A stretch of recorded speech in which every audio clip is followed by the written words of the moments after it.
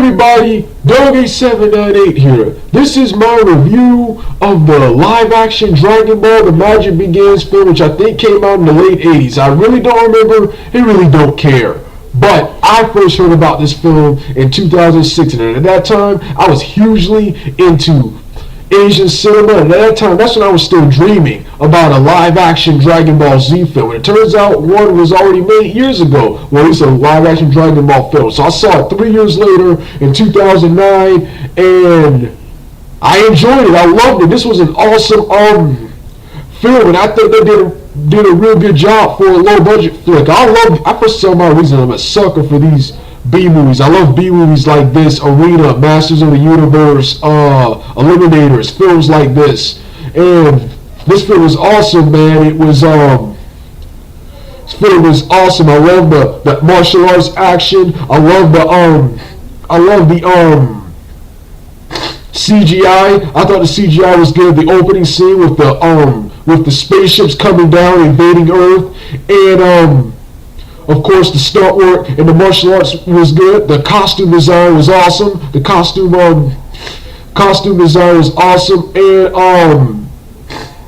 I like the design and the character designs and look of the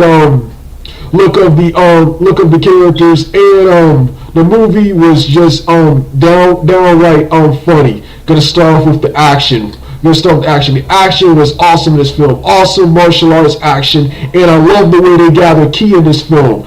One of my favorite fight scenes was a fight between Grandpa Gohan and Goku. And before the fight, Grandpa Gohan, the way he gathers ki is awesome. He does something like this.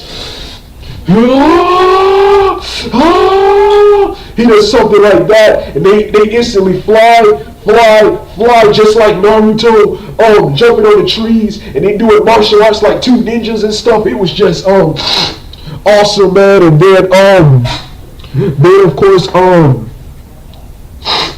then another awesome scene, the fight scenes with Yamcha and Goku. That was awesome too. That was awesome too. Another awesome fight. And then of course I love the opening scene which shows the bad guys. I don't remember their names, but there's this female warrior. There's this female warrior with yellow hair. Then there's this guy who wears blue and white, and he has shades. And he looks like the Terminator. He looks like Arnold Schwarzenegger. I don't remember their names, but they were badass henchmen. King Horn, I guess, was a good main boss. King Horn was a good boss villain. But I thought the two henchmen, they were the best. They were the best. And then of course,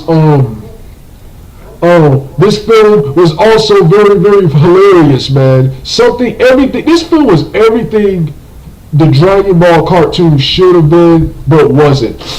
This film, it was more truer to the Monkey Boy than the cartoon was. It was more true to the Monkey Boy than the cartoon was. They couldn't use their names because I think because of a lawsuit by Toriyama, so they had to call them different names. They called Goku Monkey Boy. In this film, he was a descendant of the Monkey King. They called Oolong. I keep forgetting what Oolong's name was, but he was a descendant of the Pig Fairy. I love how they allude to the Journey to the West stuff right there. And then the film was downright funny. During one of my favorite scenes when Goku beats up Oolong.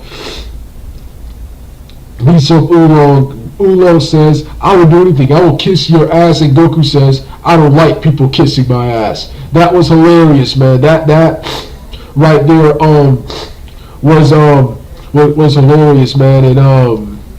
And this movie was just awesome. It reminds me of Star Wars, Power Rangers, Teenage Mutant Ninja Turtles, and Masters of the Universe, man. Just a badass film, and then it had lots of violence, lots of extreme violence, since it was an independent underground release. There was one cool scene where I think it was the character Jade or Bulma.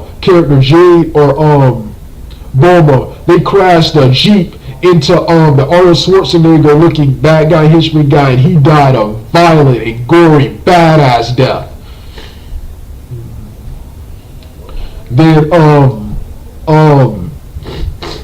The story was pretty good too, surprisingly, for adapting that Pilaf crap. Once again, this is another adaptation of Dragon Ball. But this was pretty damn good. This was pretty damn good, man. Then of course you get